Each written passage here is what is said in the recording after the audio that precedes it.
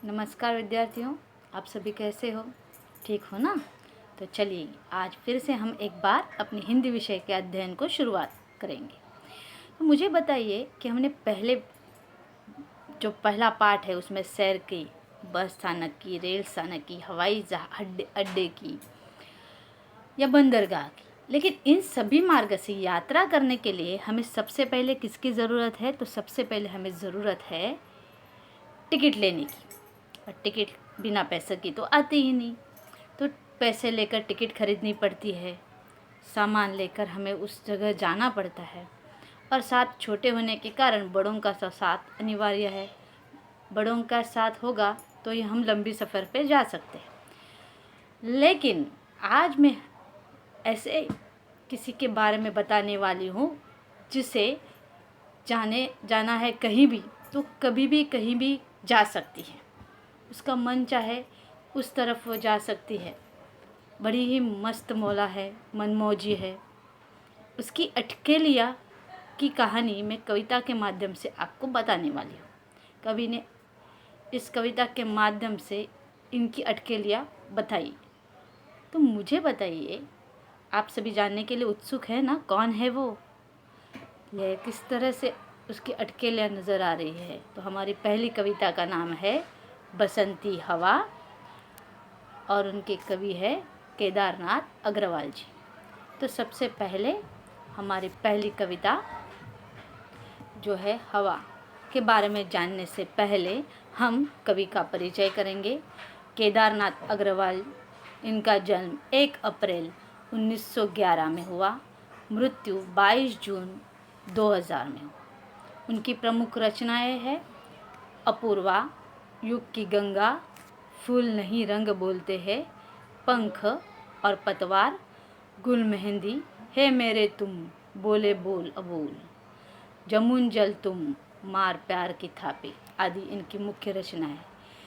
तो प्रस्तुत कविता बसंती हवा में केदारनाथ अग्रवाल जी ने अपने इस कविता के माध्यम से मस्ती भरे शब्दों में हवा की अटकेलियों को बताया है।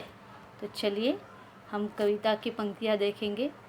अभी कविता की पंक्तियों को मैं वाचन करती हूँ, आप मेरे पीछे बोलिए। चलिए शुरुआत करेंगे।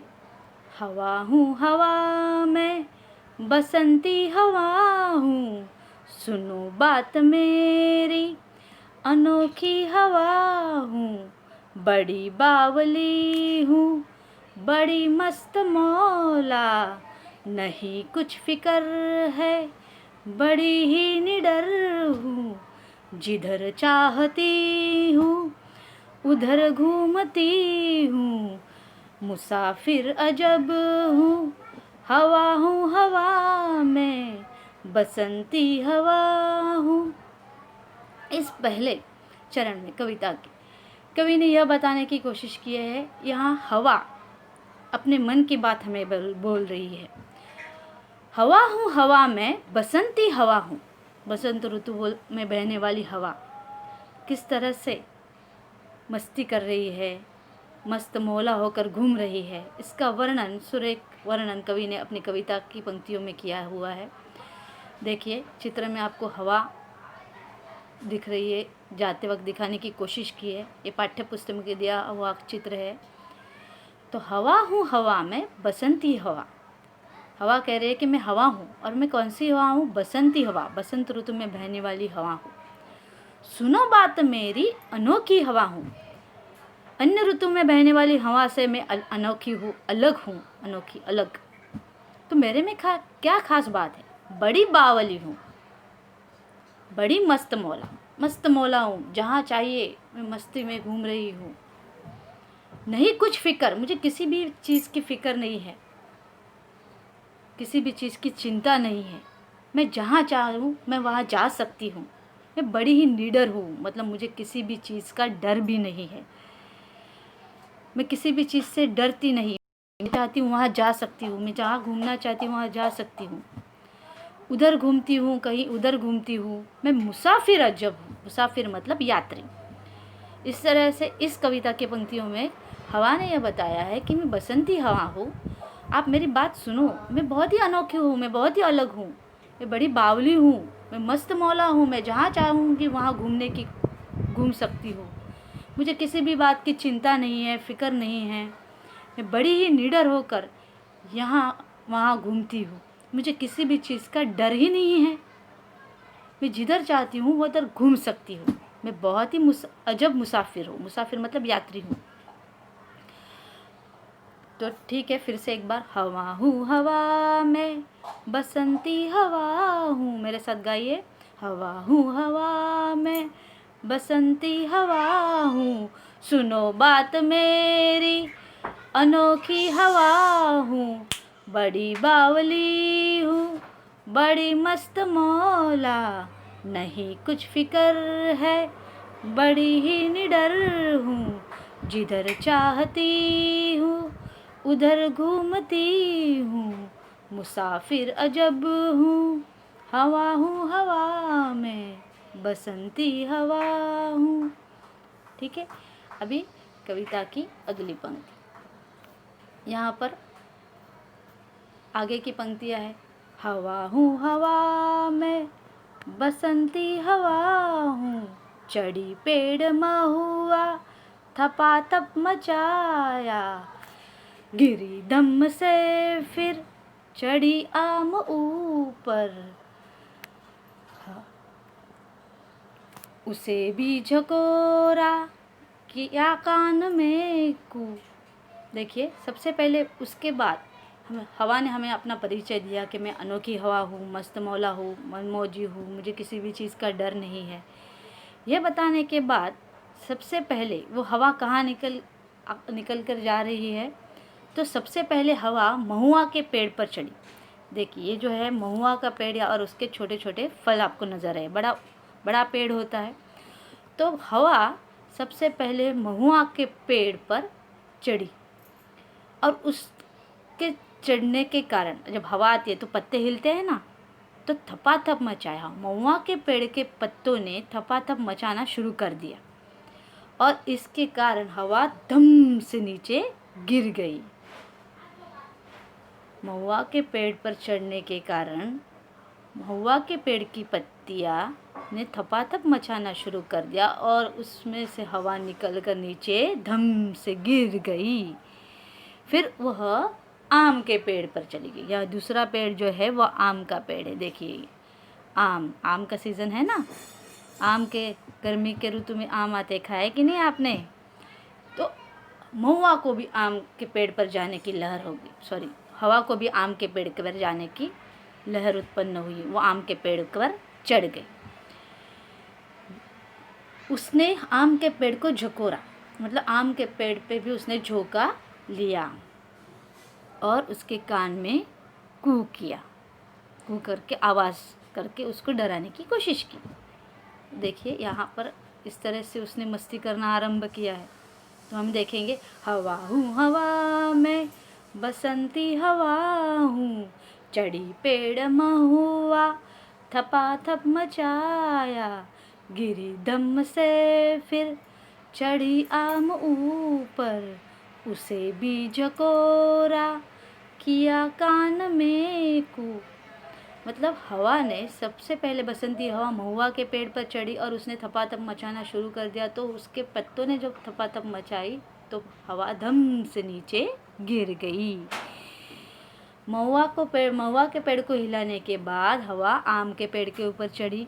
आम के पेड़ को भी उसने झोंके लिए, झकोरा मतलब आम के पेड़ के ऊपर भी उसने झोंके लिए और झोंके लेकर उसने आम के पेड़ के कान में कू कर दिया।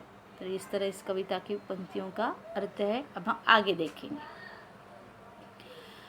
आगे जो कविता की पंक्तियाँ है उसमें उतर कर भागी में हरे खेत पहुँची। वहाँ गेहूँ में लहर खूब मारी। उसके बाद हमारे जो हवा है बसंती हवा, वो गई गेहूँ के खेत में। हरे भरे गेहूँ के खेत थे। उस हरे भरे गेहूँ के खेत में उतर कर वो भाग गई और उसने उसमें बहुत अच्छे से लहराई हवा।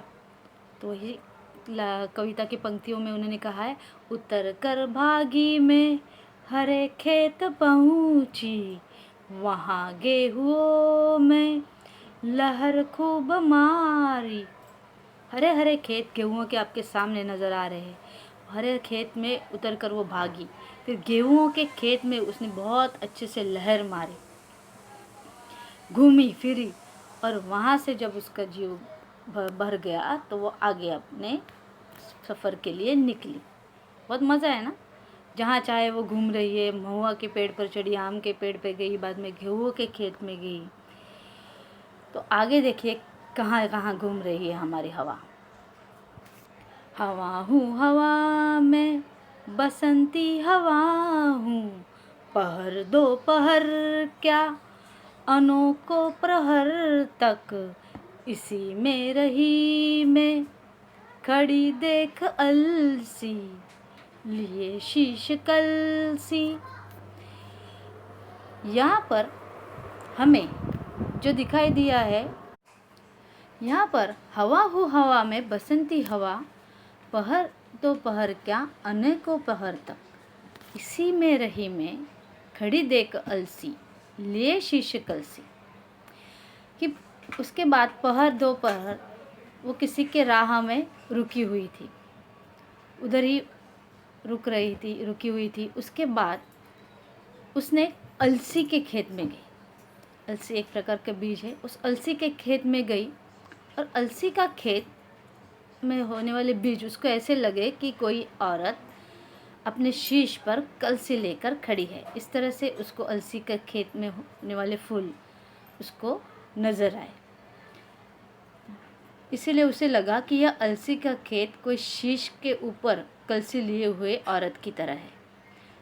मुझे खूब सूझी, हिलाया झुलाया, गिरी पर न कलसी, इसी हार को पा, हिलाई न सरसों, झुलाई न सरसों।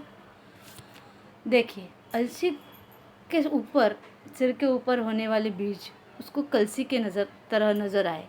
इसलिए उसने अलसी के पौधों को हिलाया, बहुत हिलाया, फिर भी उसके ऊपर होने वाले जो फूल है, उसके ऊपर होने वाले बीज है जो कलसी की तरह लग रहे थे, वो गिरे ही नहीं, और उसे उसकी वो हार लगी। हवा को लगा ये मेरी हार है।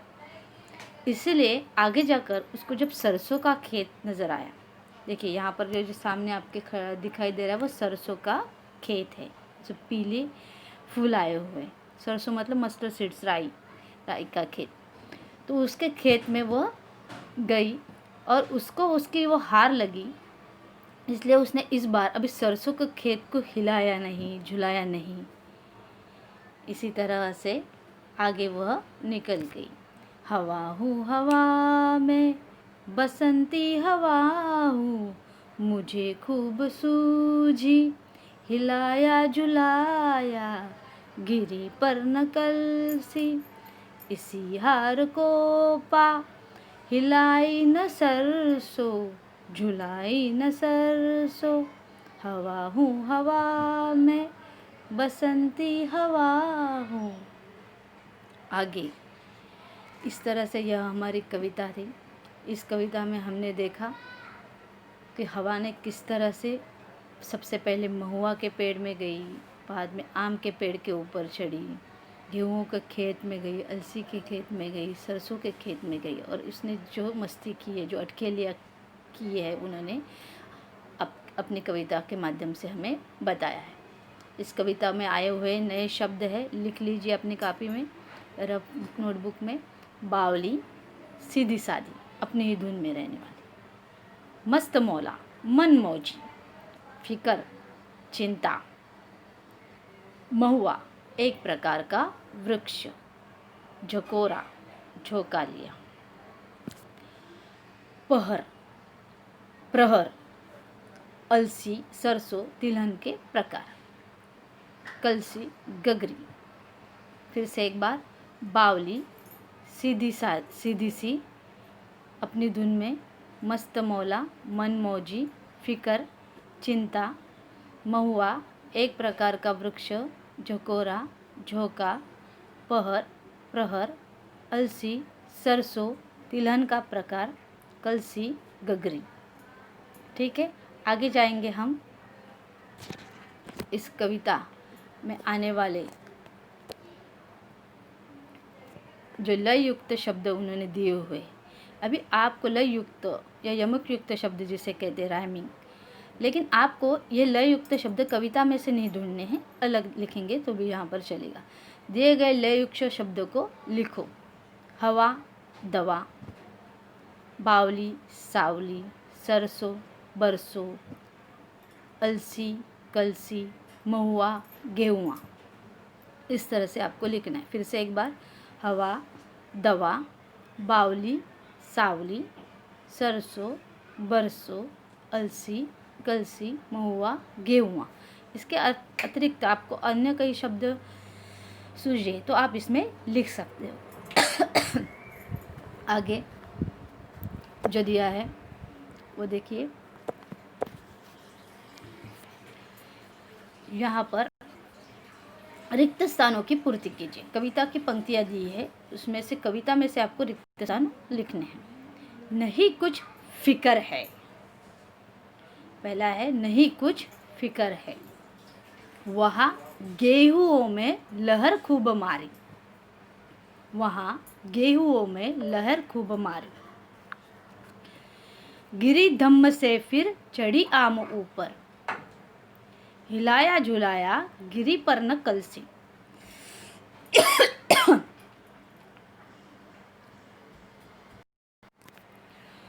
हिलाया झुलाया गिरी पर न कलसी। इस तरह से आपको कविता की कोई भी पंक्तियाँ रिक्त स्थानों के लिए पूछी जाएगी, इसलिए आपको कविता कंठस्थ करना बहुत ज़रूरी है। इसके आगे हमने आपको इस तरह से कविता बसंती हवा पढ़ाई है। आपको इस कविता की पंक्तियों को कंठस्थ करना है, उसके बाद उसे लिखने का भी प्रयास करना है। कविता की कोई भी पंक्तियाँ आप तो रिक्त स्थान के लिए आएंगे, कविता के जो शब्दार्थ है समानार्थी शब्द के लिए आएंगे, कविता के अन्य शब्द यमक युक्त या लय युक्त शब्दों के लिए पूछे जाते हैं। इसी तरह आपको एक बार वापस एक कविता पढ़नी है, कंठस्थ करनी है, और इसके ऊपर हमने जो स्वाध्याय दिएंगे वो स्वाध्याय आपको हल करना है। तो आज के लिए इतना ही काफ़ी है। हम फिर मिलेंगे अपने अगले तासिका में। धन्यवाद, नमस्कार।